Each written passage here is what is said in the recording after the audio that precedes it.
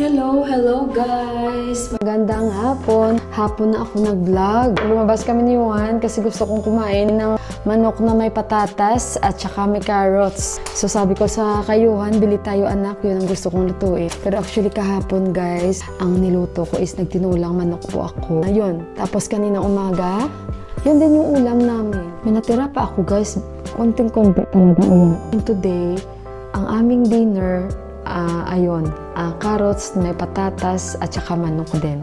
So Filipino style para pampagana dahil bumabawi po tayo. So lumabas kami ni Johan and bumili po ako ng 2 carrots. Parang ang daming carrots ata uubusin ko. Pero okay lang kasi gulay din naman. Tsaka lalagyan ko siya ng green peas. Sayang din kasi, 2 yung binili ko. And sinadya ko talaga na hindi ako bibili ng green pepper. So medyo maaga pa, magluluto ako para kahit pa paano, mamaya kasi malamig na. Maliitan po ata itong mga patatas, guys, no? Pituhin ko po una yung mga patatas at saka carrots. So dito guys, unahin ko lang lutuin itong guys, no? Yung carrots, tsaka yung patatas para lumambot sila.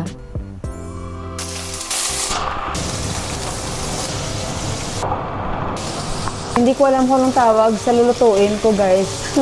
Ginisang manok na may carrots at patatas. So, pwede na yun. Wala din akong chicken nor cubes dahil ubos na.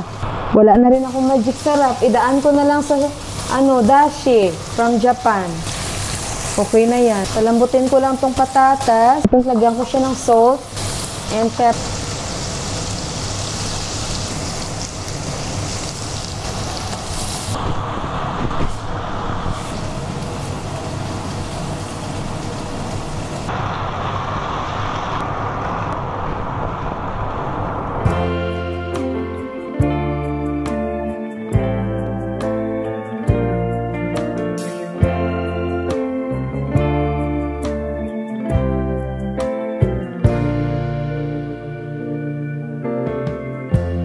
Lighten up, take me on your magic river.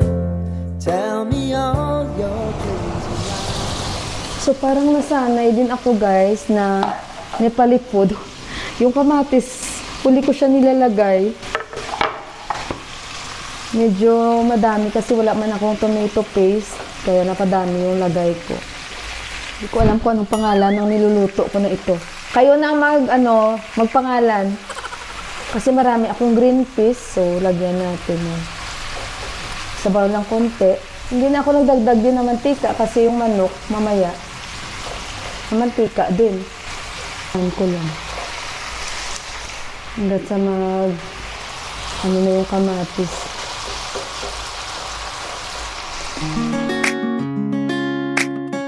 Okay guys, so ito na yung aking niluluto. Pasensya na kayo, nag-busy ako. So hindi nyo nakita, pinaglalagay ko na. Ayan, konting sabaw lang siya guys. So pinapakuluan ko lang. So hindi ko alam kung anong klaseng niluto ito. And at least yung kamatis natin nagkulay. Ay nilagyan ko siya konting oyster sauce. So ayan, yung aming ulam for dinner. And nagsaing na rin ako guys.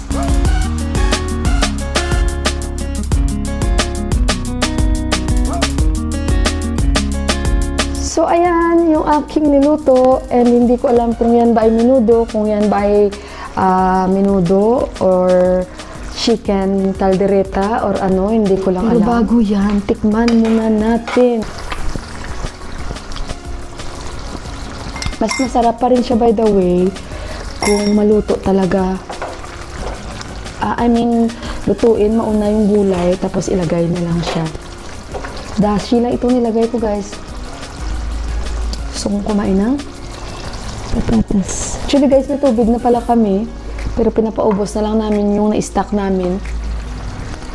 Mag-i-edit na ako guys. Sinaan ko lang tong apoy na ito. Ayan, nakapagluto na tayo ng mas maaga. Ko lang hanggat sa makita ko na yung oil na nasa itaas na siya. Means okay na yan.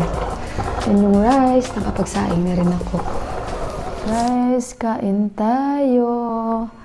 Kain tayo. So guys, magdi-dinner na ako. Si Johan daw mamaya-maya na. Nagbunit ako guys kasi malamig. Ewan ko ba guys, no? Kailan pa ito nalayas tong lamig na ito guys? February na. So, kain tayo. Thank you Lord. Kain tayo guys. Sana umalis na itong lamig na ito. Matapos na dahil February na. O, tingnan nyo guys. Oh, teka lang, nag-init ako ng tubig. Hindi talaga siya guys nagpautang sa amin ba guys? Hindi talaga siya sa amin nagpautang. Inano niya talaga kami. Alam nyo guys, mas okay pa minsan. Walang mga Knorr cubes.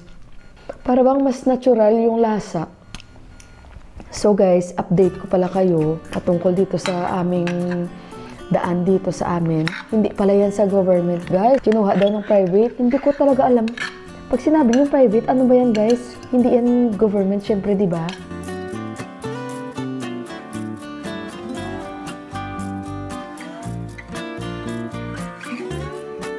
Bali guys, private daw ito. Para yung gagawin nila talaga dito sa amin. Benta nila yung mga lupa-lupa. Kaya pinaayos nila yung mga daan, pagandahin nila. Tapos, doon banda may golf club.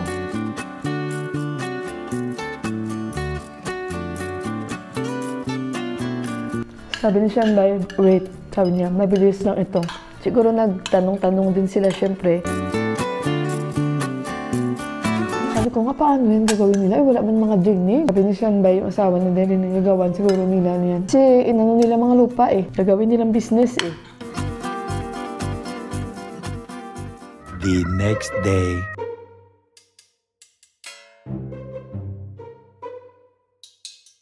Hello guys! Nagtutupi ako ngayon ng aking mga pending na mga tupiin dahil ilang araw or weeks din akong hindi nakapagtupi dahil nagkasakit tayo at si Johan din. So, yung aking focus na laylo. So, kumusta ang mga araw ninyo? Ay, dugtong na ito ng aking vlog kahapon. And today is Sunday. Actually, today is... Ay, hindi pala. Bukas, parang holiday na naman bukas. Parang may pudya-pudya sila. Pero hindi ko alam kung bukas may holiday sila ni Juan. So, kumusta ang inyong mga Sunday, guys? At ubo-ubo pa rin ako, kaya yung boses ko. At, pero, yung plemas ba? Yung plemas kasasahan sa ilong mo. Soft na talaga siya. Hindi na yung kagaya na matigas. As in, tuloy-tuloy ang kanyang labas. So, at least magaan sa ating pakiramdam. And ang aga kong naligo, guys. At saka nagpaaraw ko kanina. At ayun, inom ako ng ginger tea. Maganda kasi yung weather namin. At maaraw, mataas yung araw. Kaya masarap magpa-araw. Pero this time medyo mainit na. So tapusin ko lang itong aking tupi-tupi, guys. Dahil pag hinayaan ko ito, just ko ang aking labahin, guys. Tambak na naman, buambot. Kaya bala ko nga kanina sana maglaba. Maaga din naman ako nagising, hindi na ako nakatulog balik. Kaya siguro parang inaantok ako ngayon. Kasi nga, nag-alarm ako 6 o'clock. Pero natulog pa rin ako, nagising na ako mga 6:30. At kailangan kong uminom ng gamot, ganong oras din, guys. So, ayun. At ito yung ating Sunday. Kakasimula ko pa lang. Although kanina pa ako nagising. Pero kasi naligo tayo, nagpaaraw. At tambay-tambay sa rooftop. Si Deepak na sa baba. Siya na hugas doon na mahugasin muna. At hinahinay lang tayo sa trabahong bahay. Dahil bumabawi pa tayo. Tapusin ko lang ito, guys, no? At saka, hindi ko alam kung anong ating magiging, other gun. Yung niluto ko kagabi na chicken afritada. Afritada ba yan? Pwede ba yung matawag chicken afritada? So, ayun, guys. At tapusin ko muna ito. So, ayan, guys. Maganda yung aming weather. Masarap talaga magpa-araw pa. Kaso lang medyo masakit-sakit na. Pero kahit paano, hindi na siya ganun kalamig. And sarap sana maglaba, no? Pero sabi ko bukas na lang kasi naglabaman ako nung isang araw. At yung problema naman namin yun is yung septic tank namin. Mabilis naman magpuno. Kaya sabi ni Tipak, huwag ka maglaba na maglaba. Kahirap kaya. So, ayun. At bukas na lang, the other day na naman ako maglalaba. para mag-dry na naman yung septic tank namin kasi nga maliit lang naman yun. So ayun guys, at nag-edit ako and hindi pala ako nag-sunblock. Tingnan nyo guys, oh, yung ating face. Oh, nag-ipit-ipit ako ba guys? Ayan, but hindi man nakuha yung ating mga, hindi man na-achieve yung gusto nating bangs. Pero okay lang yan, alam nyo guys. Ang nipis-nipis talaga guys ng buhok ko ba? Parang dito ko guys, oh, parang naupaw na, parang nabalabuhok ka. Kung sa Ilonggo pa. So ayan guys, at least kahit pa paano medyo okay na tayo. And, lipstick kasi hindi hindi mag-lipstick. Mobile yung gamit ko, baka hindi nila naman ako marinig. So, kaya ayun guys, at balikan ko na lang kayo mamaya-maya. Oh, mas okay pa ata, mag-ipit mo na lang ako, no? Kasi hindi talaga ito maganda guys, yung bangs na ginawa sa akin ni auntie. Para takot si auntie lagyan ako ng bangs. Sabi ko, sana kinapalan. Kasi ayan, oh, yung maliit.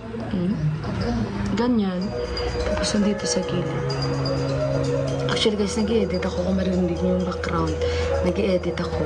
Pero ako guys, nag-play ako ng vlog ko na iba. Ayan.